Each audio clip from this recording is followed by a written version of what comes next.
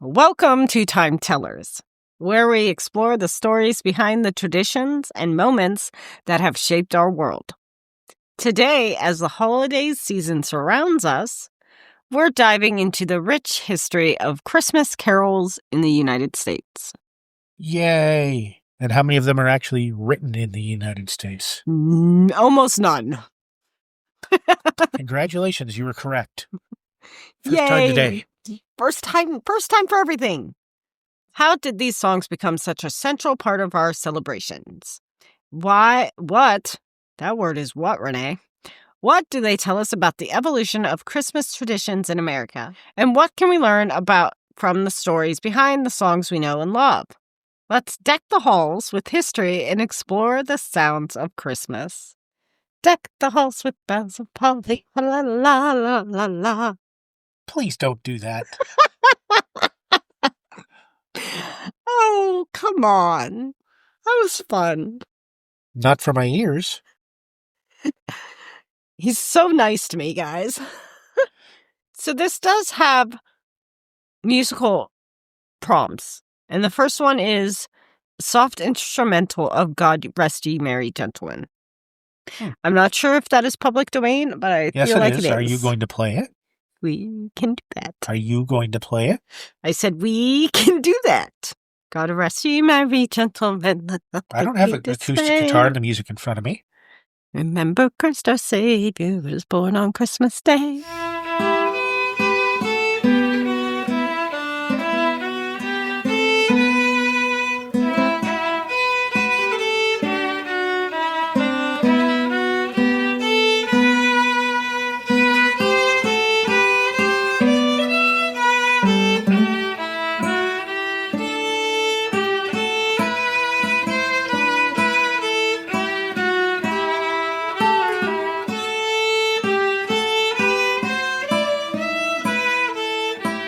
To understand the history of Christmas carols in America, we first need to look back at their origins.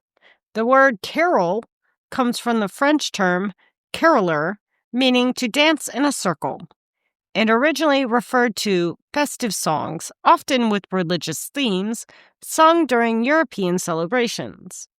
By the medieval period, carols were intertwined with Christian traditions sung to celebrate Christ's birth. Songs like The First Noel and O Come All Ye Faithful were among the early hymns. The First Noel is a traditional English Christmas carol that dates back to at least the 16th century, originating in Cornwall. Noel comes from the French word for Christmas, derived from the Latin natalis, which means birth. The carol tells the story of the Nativity, celebrating an angel's announcement of Jesus' birth to shepherds. Passed orally, it was first published in its modern form in 1823 in Carols Ancient and Modern by William Sandys. With its melody arranged by composer John Stainer, its simple lyrical structure has made it a beloved hymn of Christmas worship, evoking the joy and wonder of the first Christmas night.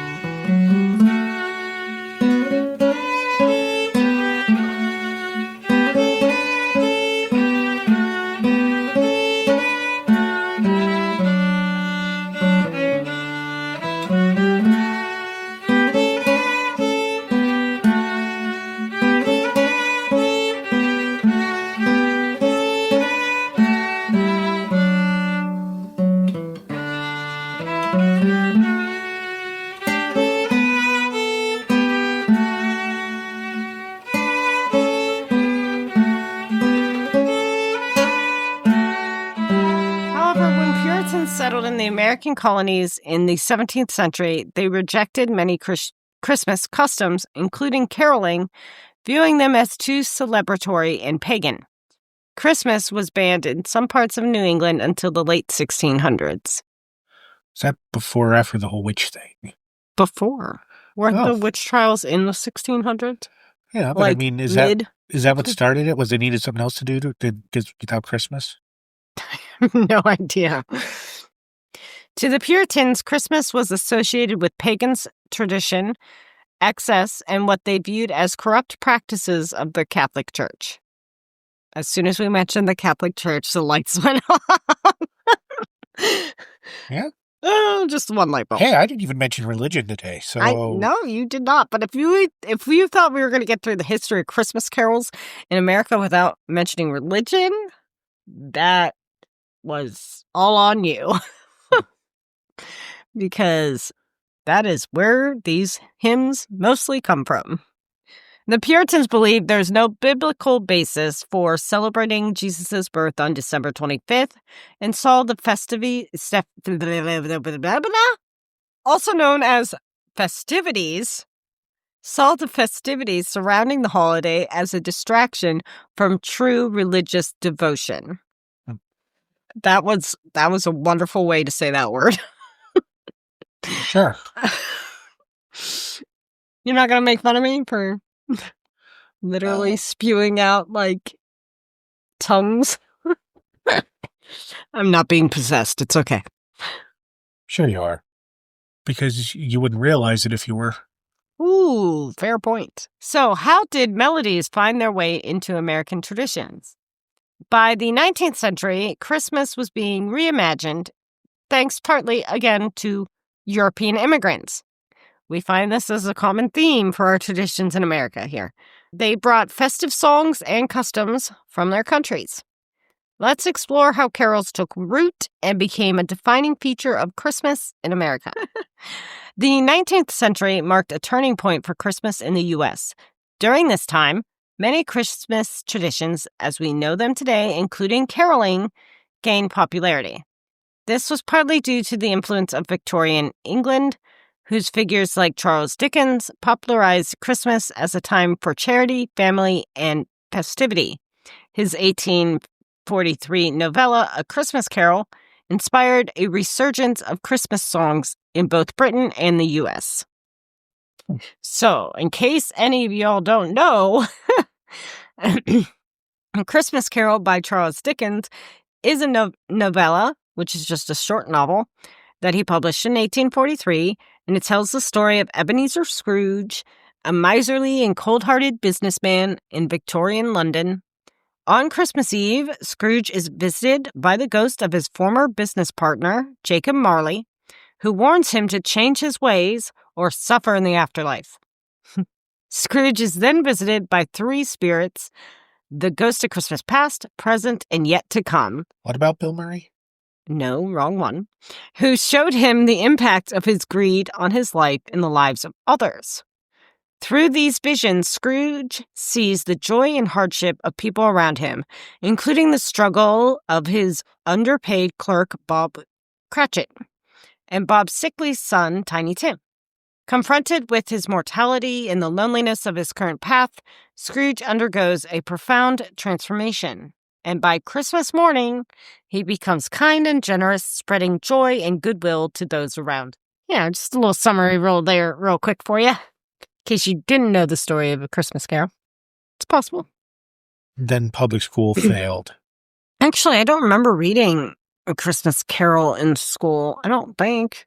Maybe I did. Maybe. We did. I remember reading The Lion, the Witch, and the Wardrobe, too. Yeah, I do kind of remember that one. And what was it? The Giver.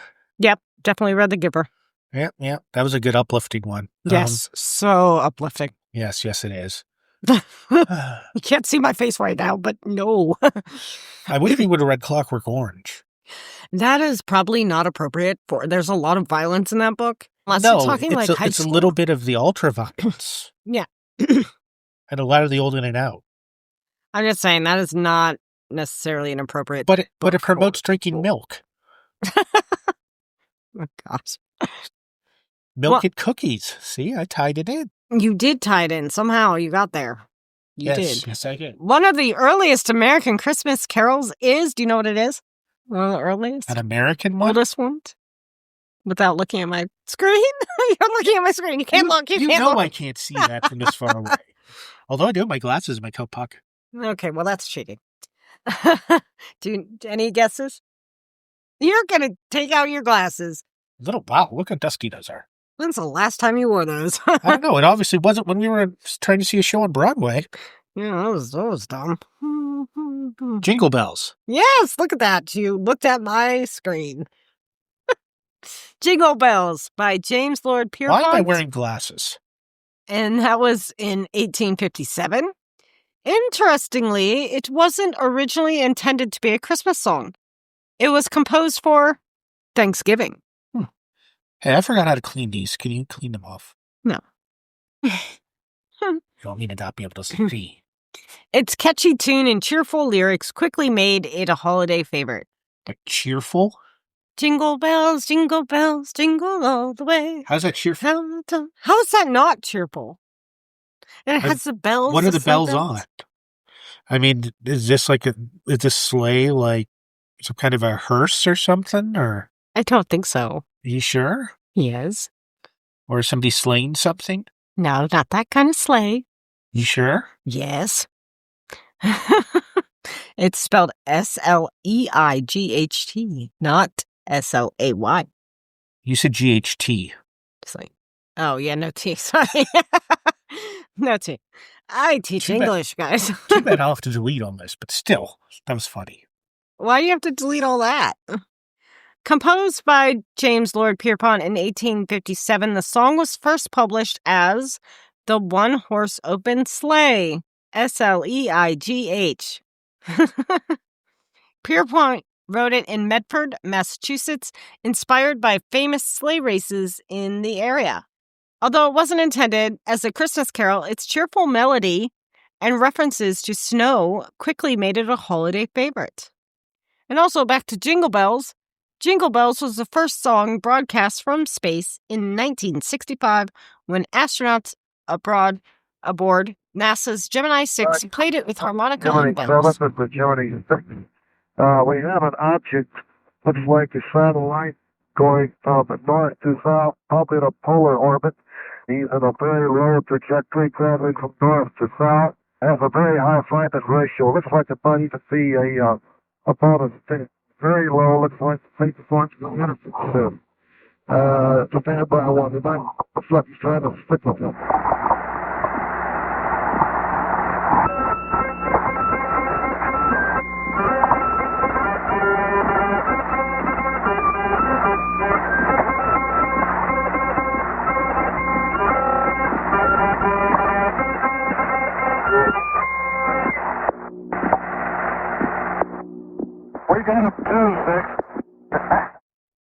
That was live, Bennett. Not shake. You're too much, Six. Another carol with roots during this time period is It Came Upon the Midnight Clear. A Midnight Clear. Yeah. It Came Upon the Midnight Clear. Written in Massachusetts in 1849 by Edmund Sears, a Unitarian minister. Its message of peace resonated with the country on the brink of the Civil War. Although I think brink is little... I mean, this is 1849. The Civil War happens in 1860, but there's definitely a division going on in America at this time. The song was inspired by Sears' reflection on the troubled state of the world, including the social upheavals and the looming tensions that would eventually lead to the Civil War. Unlike many carols, its focus is not solely on the nativity, but also on themes of peace and goodwill, echoing the angelic message of peace on earth, goodwill to men. Came upon the midnight clear. He's like, will you please stop singing the carol? Yeah, seriously. Hey, I can sing carols. It's about all I can sing. But... Okay, if it sounds really bad, auto-tune me. I'm kidding. The melody most commonly associated with the hymn in the United States was comprised by Richard Storrs Willis, an American composer and music critic, a year later in 1850. In the United Kingdom, the hymn is often sung to a different tune, Noel, arranged by Sir Arthur Sullivan. I did not know there's like two versions of that song. Yeah, just like there's two versions of Away in a Manger. I knew that one. And let's not forget We Three Kings, penned by Reverend John Henry Hopkins Jr. in 1857. It was one of the first carols, along with It Came Upon a Midnight Clear, written in America for widespread use. We Three Kings, also known as We Three Kings of Orient Are, is one of the most well-known Christmas carols, celebrating the story of the Magi's journey to visit the Christ child. Where's Orientar? Well, the Orient. And there's the three kings but why do they have to have three kings of Orientar? I don't know. I mean, is that in the same universe as Dune? Maybe. Okay, that makes sense then. I mean, it's in the Orient, but I don't know. Well, I need to know. I need to know the factual information of where they came from to make their way all the way over there. The Orient. Okay, that's pretty vague. Are we talking China? Are we talking Japan? I don't know. What are we defining as the Orient? I mean, we could say Turkey, technically, because it's in Asia. Yeah, it probably was Turkey, actually. That would actually make sense instead of calling it Orient. It was written in 1857 by John Henry Hopkins, Jr., an American minister and church music composer. At the time, Hopkins served as the music director at the General Theological Seminary in New York City. Yay. I wonder what that is today. If it still exists, or if it's like called something else, or, Yeah. The melody was initially created as part of a Christmas pageant, and Hopkins wrote both the lyrics and composed the music. Its narrative focused on the Three Kings' journey, often associated with the biblical magi and the symbolic gifts they brought, which were gold, frankincense, and myrrh. And no, I don't know exactly what frankincense or myrrh are. Do you know what they are? I don't know. Something very irrelevant to anything that somebody wanted to. For a child? Yeah, probably, yeah. I mean, I want some incense, but what's myrrh? Spices? I have no idea. But not something a child, brand new newborn, would need. Sure. Is that a word for diapers? Each verse highlights the significance of these gifts, representing Christ's kingship, divinity, and sacrificial death.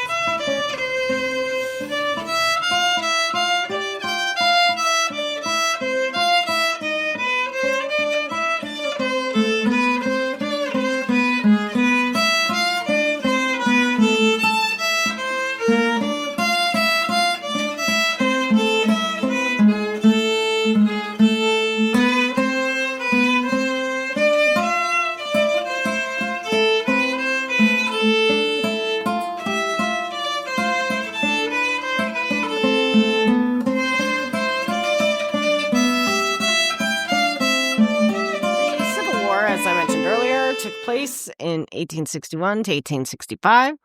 It was a dark time in the U.S. history, but carols uniquely comforted soldiers and civilians. One poignant example is Silent Night, a song with German origins brought to America that became widely popular during this era.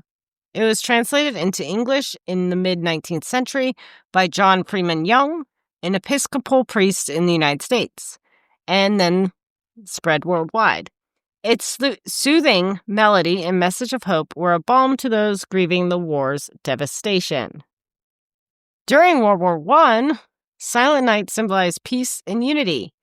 On Christmas Eve in 1914, soldiers on both sides of the trenches sung it during the famous Christmas truce.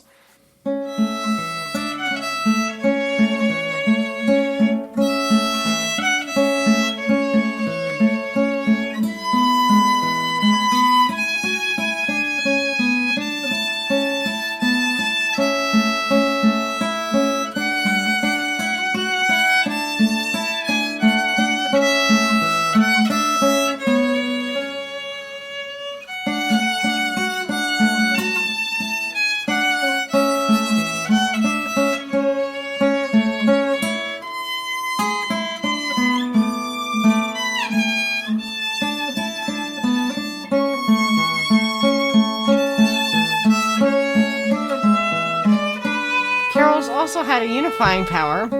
In 1863, poet Henry Wadsworth Longfellow wrote, "I Heard the Bells on Christmas Day." Written during the Civil War, the poem reflects Longfellow's grief over his wife's recent death and his son's wounding in battle. Amid this personal and national turmoil, the carol transitioned from despair to hope, inspired by the enduring message of peace in the Christmas season. I heard the bells on Christmas Day. I don't remember how this one goes. Nobody not knows right. that one. Oh, I definitely remember it. Nah. I just can't remember the melody right now. Various composers set the poem to music, but the version most commonly sung today was adapted by John Baptiste Culkin in 1872. Its poignant lyrics, including "Peace on earth, goodwill to men," resonate as a call for unity and hope during the times of hardship, making it a timeless addition to Christmas music. Okay, let's get into the 20th century. The 20th century saw Christmas carols reach new heights in popularity thanks to radio, movie, and recordings. Irving Berlin's White Christmas, performed by Bing Crosby in 1942, became the best-selling Christmas song ever. Written during World War II, it struck a chord with soldiers and families longing for home. White Christmas became an instant sensation, topping the charts and winning an Academy Award for Best Original Song. Its massive commercial success, eventually becoming the best-selling single of all time. Wait, really? Yeah. Yeah. You didn't know that? I did not know that. Reinvigorated interest in Christmas music as both a cultural and commercial phenomenon. This success inspired a wave of new holiday songs and brought older carols back into the mainstream, cementing Christmas music as an essential part of American holiday tradition. Through its sentimental appeal and timeless melody, White Christmas helped establish the modern era of Christmas caroling in America. Other classics such as Rudolph the Red-Nosed Reindeer and Frosty the Snowman emerged in the 1940s and 1950s as well. In 1939, Robert L. May, a copywriter for Montgomery Ward, created Rudolph as part of a giveaway booklet for the department store. In 1949, May's brother-in-law, songwriter Johnny Marks, adapted the story into a song. Gene Autry recorded it, and it also became an instant hit, selling millions of copies and reaching the top of the charts. The story was further popularized by the 1964 stop-motion animated televised special by Rankin and Bass, narrated by Burl Ives. Tell me you've seen that. Sadly. Oh my gosh. I've watched like the VCR recording of that. I mean, well into like college, and with like the original like early 90s, late 80s commercials on it. This special added new characters like Hermie the Elf and Bumble the Abominable Snowman, becoming a perennial favorite. Frosty the Snowman is also a beloved Christmas song, written by Jack Rollins and Steve Nelson in 1950. The song was created as a follow-up to the success of Rudolph the Red-Nosed Reindeer.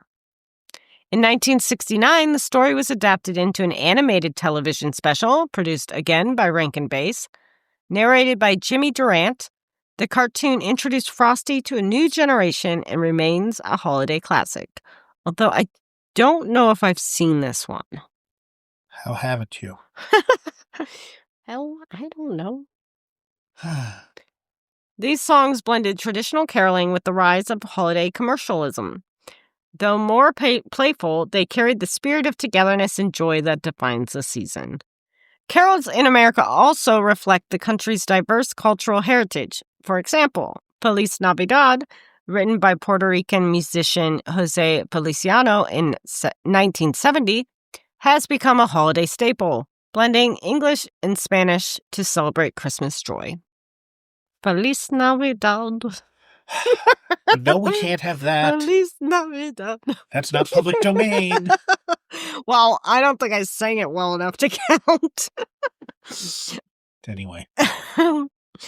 In the South, African-American spirituals like Go Tell It on the Mountain became beloved Christmas hymns in the 19th century, highlighting the deep connection between faith and music in African-American communities.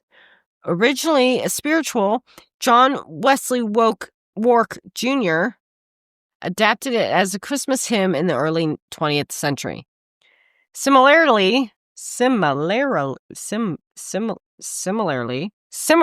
why can't I say that word? Similarly. Wow. You could just leave that in. People can listen to me struggle to say similarly. Oh, I was going to leave that in anyway.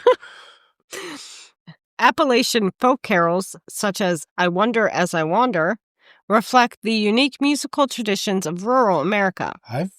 Folklorist and singer John Jacob Niles first collected and arranged songs, Appalachian folk carols, such as I Wonder as I Wander, in 1933 after hearing fragments of the song sung by a young girl at a revival meeting in North Carolina. Christmas caroling continues to be a cherished tradition, whether it's families singing together, community choirs performing door-to-door, which I don't feel like happens very often anymore, or massive productions like the Mormon Tabernacle Choir. Oh my Lord. The Mormon Tabernacle Choir. I know, I just couldn't say it. Like, my middle child is going to sing Christmas carols, with her school, but they're going to an old folks' home. They're not going door to door. Like, they know they're coming. Like, I don't think most people appreciate having carolers come to their door unannounced anymore. The Trans-Siberian Orchestra, TSO, who is just here. Yeah, I know Sunday. Yep, just here, and I did not go see them. Why? I just didn't. I've seen them in the past, though. I have. Here, too, actually. Is a rock band known for blending classical music, rock, and holiday themes to create dramatic and energetic performances. Founded in 1996 by Paul O'Neill, TSO became famous for its Christmas-themed rock operas. It wasn't just Paul O'Neill. Okay, you're right. Included albums like Christmas Eve and Other Stories and The Lost Christmas Eve. Their rendition of Carol of the Bells, known as Christmas Eve Sarajevo 1224, is one of their most iconic pieces, combining electric guitar and orchestral arrangements to reimagine the traditional melody. It starts with a solo cello. What do you mean? Yeah, but there's also that's the orchestral arrangement part of that sentence. Okay. That's a solo instrument, not a... Okay, there's a very important part of cello in there, too. Yes, I know that. Yeah, why don't we play that? Oh, I could play Carol of the Bells easily.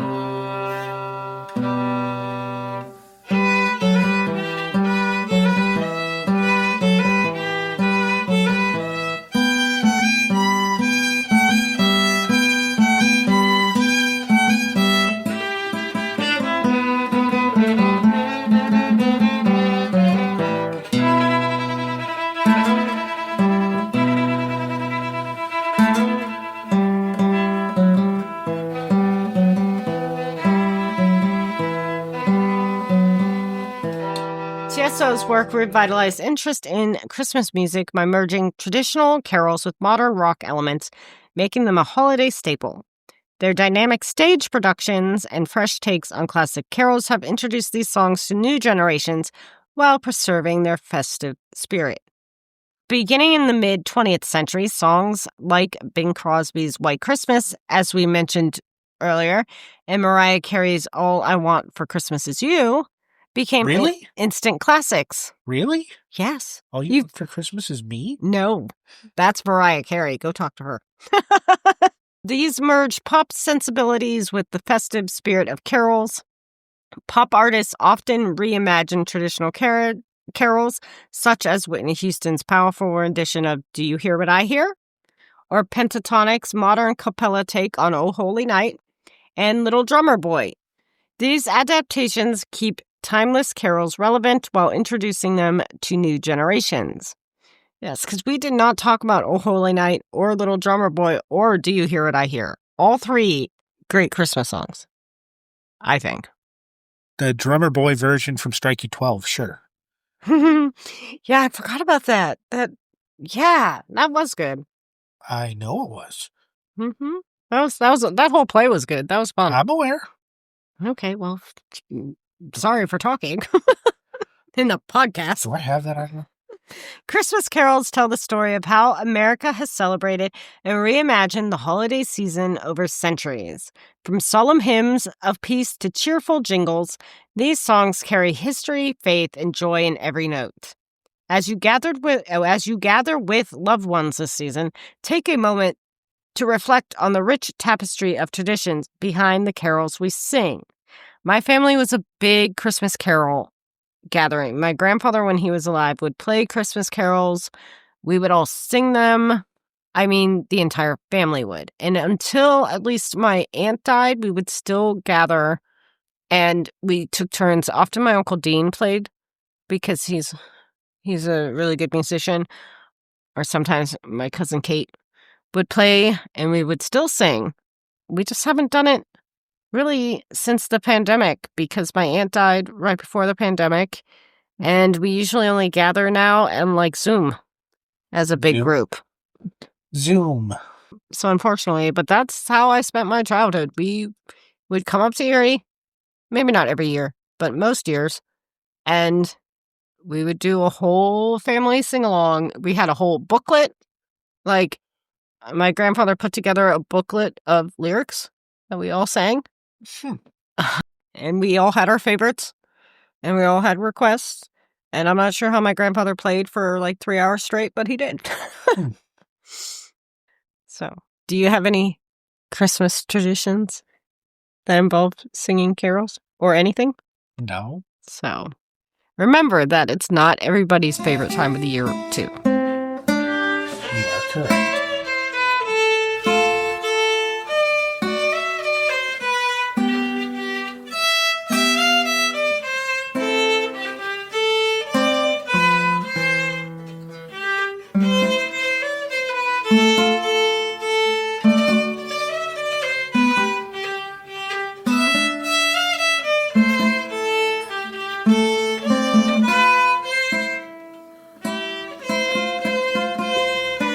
Okay, well, you will hear us soon. Thank you. Have a great holiday season and a Happy New Year if you don't hear from us before that. Will you hear from us soon? Hopefully. Bye!